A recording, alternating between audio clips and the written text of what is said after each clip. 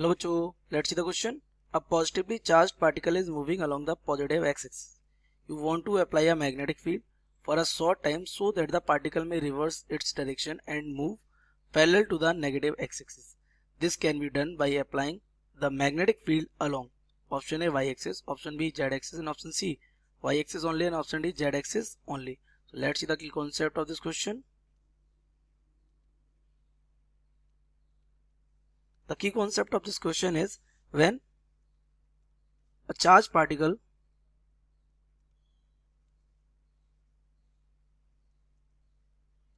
moves in a magnetic field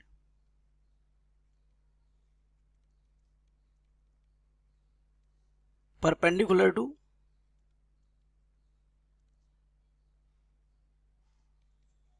direction of magnetic field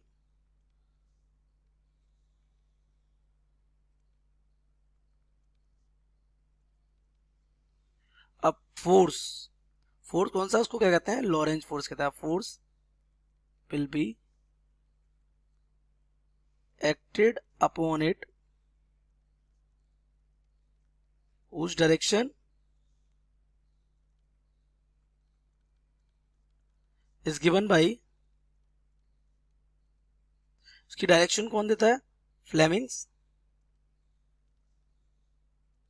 left hand rule.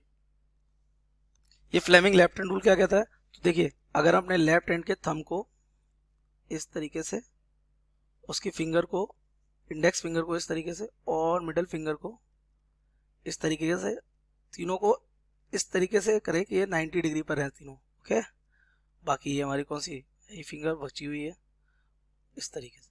This is the left thumb. तो अगर ये thumb आपका force की direction बताएगा अगर ये मैग्नेटिक फील्ड डायरेक्शन में है. ओके, और ये किधर है, आपका मोशन ऑफ पॉजिटिव चार्ज.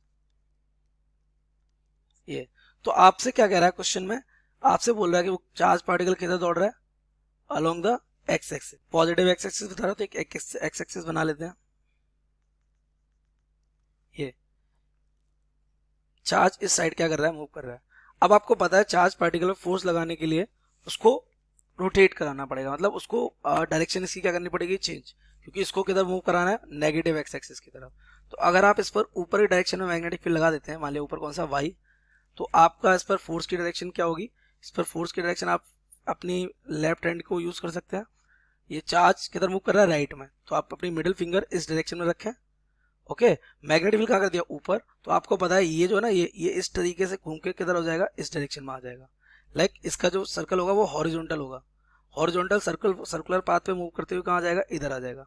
और अगर आप मैग्नेटिक फील्ड जेड एक्सिस पे लगाते हैं, इधर इधर लगा देते हैं अगर मैग्नेटिक फील्ड जेड एक्सिस पर, तो आप फिर से उसको डिसाइड करिए इधर, और ये चार्ज किधर मूव कर रहा है, इधर, तो भी ये घूम के कैसे, फिर ये वर्टिकल सर्कल बनाता हुआ किधर आ जाएगा, नेगेटिव एक्स एक्सिस तरफ. तो चाहे आप मैग्नेटिक फील्ड वाई एक्सिस पे लगाओ, चाहे आप मैग्नेटिक फील्ड जेड एक्सिस पे लगाओ, बस दो अलग अलग टाइप के सर्कल बनेंगे. एक बार वो कैसा हॉरिजॉन्टल सर्कल बनाते हुए किधर घूम जाएगा, नेगेटिव एक्सिस की तरफ, और एक बार वो कैसा वर्टिकल सर्कल बनाता हुआ किधर घूम जाएगा, एक्स एक्सिस तरफ. वर्टिकल सर्कल कब बनाएगा, जब जेड एक्सिस के अलॉन्ग मैग्नेटिक फील्ड होगा. हॉरिजॉन्टल सर्कल कब बनाएगा, जब वाई एक्सिस की तरफ मैग्नेटिक फील्ड होगा. तो ये आपके दोनों पर अगर मैग्नेटिक फील्ड आप लगाएंगे तो भी वो अपनी डायरेक्शन किधर कर लेगा, नेगेटिव एक्स एक्सिस की तरफ कर लेगा. तो हमारा ऑप्शन हो जाएगा A Y axis and Z B Z axis. We can say the correct option